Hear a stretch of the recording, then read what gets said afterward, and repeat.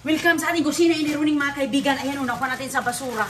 Tingnan mo nga, nilagay ko dito dahil yung box niya ay medyo malaki. So maganda talaga ito dito ilagay sa ating ziplock. So ngayon, lutuin na natin. Ayan mga kaibigan, oh. Ang ganda, oh. Pero nga, ano ito, magluto lang tayo ng siguro mga 1.5 pasta. Ayan. So ngayon, para mayroon tayong tira. So, ngayon po, lagyan natin ng, gaya din ng pagluto ng spaghetti, no? Lagyan lang natin ng kunting mantika, kunting patak ng mantika. Ala, okay na yun, para hindi siya magdikit-dikit mga kaibigan. At lagyan natin ng asin para hindi matabang ang ating pasta. So, halo-haloin natin. So, ayan mga kaibigan, lutuin lang natin ng mga 10 minutes hanggat siya po ay maluto. 10 minutes lang. Ayan. Parang ano ata siya mga kaibigan, parang kulang ata. So dalawang ano na lang. Dalawa. Hatiin ko kasi para dalawang ano na lang tasa. Ayan po. Para itong iba sa susunod na naman. Okay.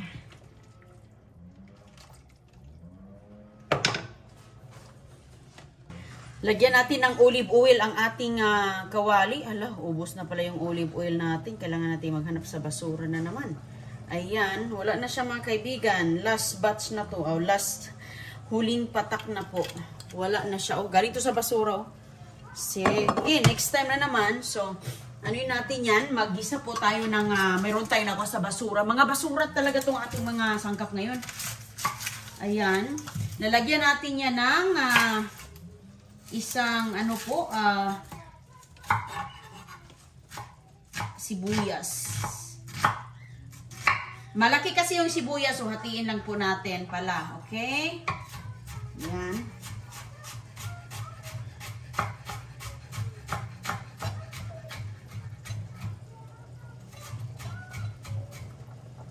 Okay. Malaki, so pinaghati natin ng 4, ayan. Po. So, haluin natin. Ito.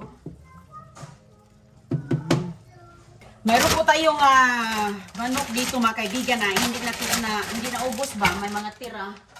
So, ayan. So, yan ang ating gagamitin. Yan ang ating gagamitin sa ating, ay, meron pala dito. Ayan. At kunin lang natin ang kanyang, ayan o. Ang tirang chicken, kunin lang natin ang kanyang breast. Kaya yan po ang importante, ang mga laman. Ayan, ang kinuha dito ay paalang pala. Ano? Paalang. So, ayan. Tatanggalin na natin siya. Ayan, ang kanyang dibdib lang ang ating kukunin. Okay. So, dami na yan. At saka ibalik natin ang ano dito. Tira. Kaya para sa susunod naman nating luto. Ayan. Maganda yan sa bawin. No?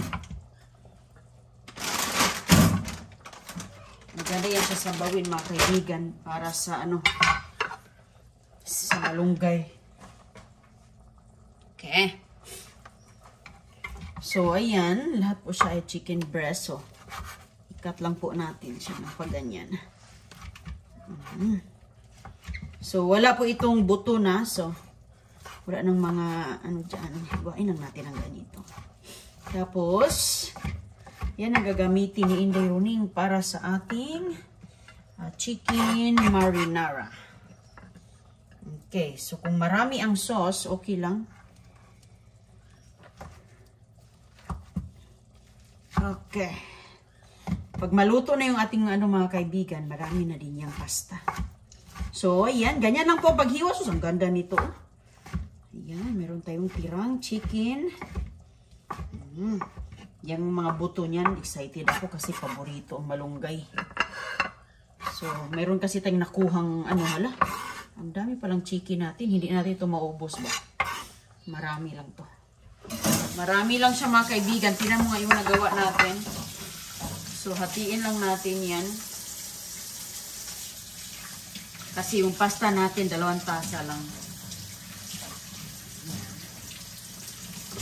Okay. May nahulog. Nagsisling na po ang ating sibuyas. Ano na. So, ngayon, ito lang yung ating pasta. Medyo okay pa. Hindi pa siya luto. So, ayan mga kaibigan. So, ngayon, ayan yung ating chicken na nahiwa. So, medyo marami po siya. So, hatiin natin. I-save natin yung ating susunod yung paggisa naman. So, ayan, mga kaibigan. So, halo-haluin lang natin siya. O, ganyan. Tapos, mayroon tayong marinara sauce. Okay, lagyan natin ng marinara sauce. Ayan. Iano muna natin siya, mga kaibigan. Bubuksan muna natin. Buksan muna natin ang ating marinara, baby. So, wala. Ayay. Hindi ko mabuksan. So, pahinaan muna natin.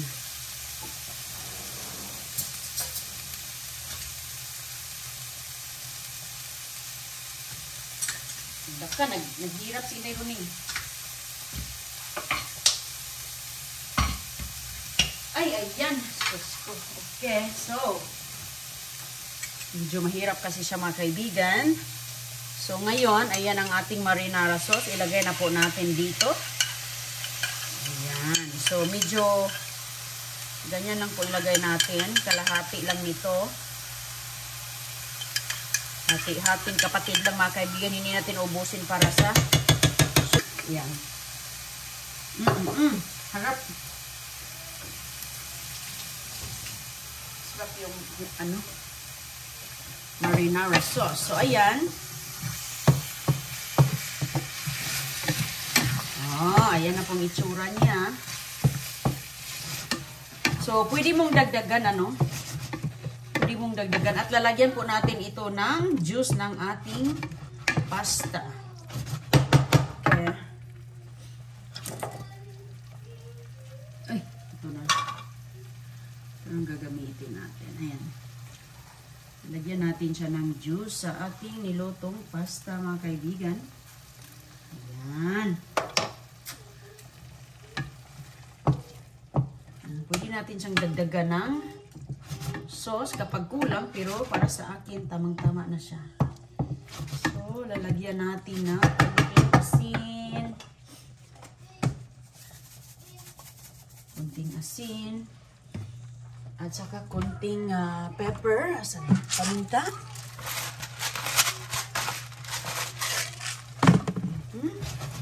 Ayan na po. Then, tikman muna natin yung pasta natin, no? Kung luto na ba siya. Or kung kapag al dente na, pwede natin isabay dyan lutuin. Maganda nga ito, mas malambot para sa mga bulilit natin. Okay? Tikman natin, di. Kung luto na ba.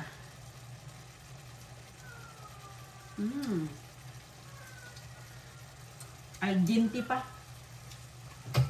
Ngayon, tanggalin na natin, lagyan natin dyan. Ayan mga kaibigan, pwede mong lagyan ng cheese for serve. Ayan. 2 tasa lang po ito kasi tumutubo ba. Ayan. Tumutubo siya, meaning kumakapal. So, madami na, oh. Ay. Paisa-isa na lang yung laman dito. Ay, ayan pa. Ayan po mga kaibigan ang ating pasta galing sa basura. Hindi na kailangan bumili ni Inday Roning ng pastas basura. I mean pasta, no? Kasi mayroon na tayo. Ay sus. Alam niyo mga kaibigan, yung mga basura dito maayos na maayos pa, perfect na perfect pa. Ay sus ko, sa amin nga pati bulok tinitinda. Tinatanggal lang yung bulok mga kaibigan. Yung itim-itim, tinatambak. Pero yung kalahati, doon pa, bininta. Kaya, mabuti, ano na lang, para naman babalik yung, laka, kasarap. Para naman babalik ang puhunan. Ayan. So, ayan ang resulta. Oh, ay, tamang-tama lang pala yung dalawa. At saka kapag kulang pa ng chicken, si Jay doon lang bibi. Kapag kulang pa siya ng chicken, parang pwede mong dagdagan. Ayan. Lagyan natin ng chicken lahat. Kasi parang kulang siya mga kaibigan. Okay. More marinara sauce kasi dinagdagan natin ng manok. Yung sa susunod nito, pwede natin yang kapag init-initin po natin, pwede natin idagdag. Kapag may mga tira, init-initin natin. So yung pasta na niluto mo, wag mong ano, kaya nga tinimplahan natin ba, di ba? Kasi magagamit din siya.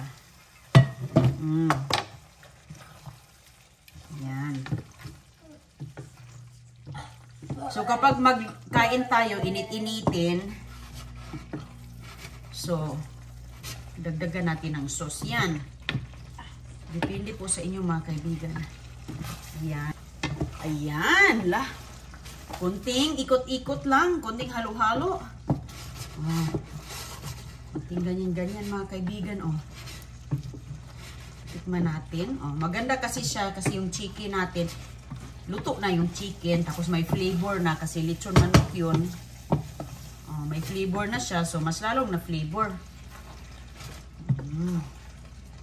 Yung ating marinara sauce din ang nagdala din ng sarap nito. So, tingnan mo nga oh. So, takpan natin mga kaibigan. Kulo-kuluan natin ng mga 3 minuto para yung kanyang flavor masusok sa pasta. So takpan natin, mahina po ang apoy kay para hindi masunog. Hina lang, medium low. Ano na kaya ang resulta ng ating marinara pasta? Sige be, buksan natin. Ayan mga kaibigan. Uy, wow. Hala, sarap tingnan oh. Ayun. Pwede na. Oh. Ayan. Oy, sarap. So, tikman natin, be. Yummy, delicious. Chicken. Ayan. Kung mayroon kayong mga tira-tira, ganituhin natin. Yung mga tira ninyo. At saka, kung ano lang po yung available sa ating kusina. Hindi naman tayo magluluto kung anong wala dyan. Ako mga kaibigan, hindi na ako tumatakbo sa tindahan. Maghanap ng ano ang lutuin ko, hindi na. Kung ano lang meron dito, gawa natin ang paraan para makain at magamit yung ano ang andito. Diba? Ayan. So ngayon, titikman na natin siya. Tamang-tama din mga kaibigan. Tingkain na rin dito sa amin. Kaya, ayan na. Okay. Tikman ko muna to. Kung pasado ba sa luto ni kung pasado ba sa panglasa ng ating customer. Okay, so i-off na natin siya mga kaibigan dahil ano na po yan siya. Done na. Oh, wow. Uy. Mukhang masarap yan. Uy, kainit pa. Okay. Ayan po ang ating finished product. Oh, di ba? Oh, di ang ganda. So, tikman natin mga kaibigan itong ating niloto. Init pa. Ay, ingat ko muna dyan. Okay. Ayan.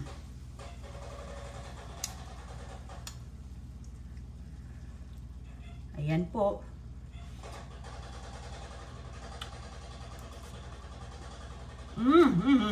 Harap.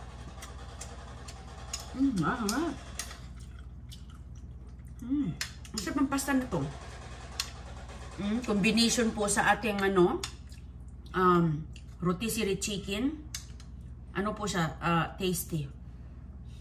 Malinamnam. Right? Ayan, nakapag-ugas na ako. So ito na hugasan natin. Tasty po siya mga kaibigan. Pwede mong lagyan ng cheese yan sa ibabaw, pero tignan ko lang. First, pag-serve na lang kasi nga para hindi matunaw ang cheese.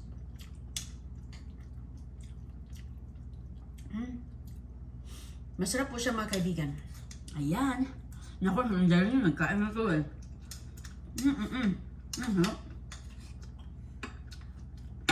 Sarap po. Kabiyag. Simple niluto galing sa dumpster. Galing sa dumpster anting pasta at sibuyas. Gamit ang pasta, hindi sayang. Gamit ko, sarap.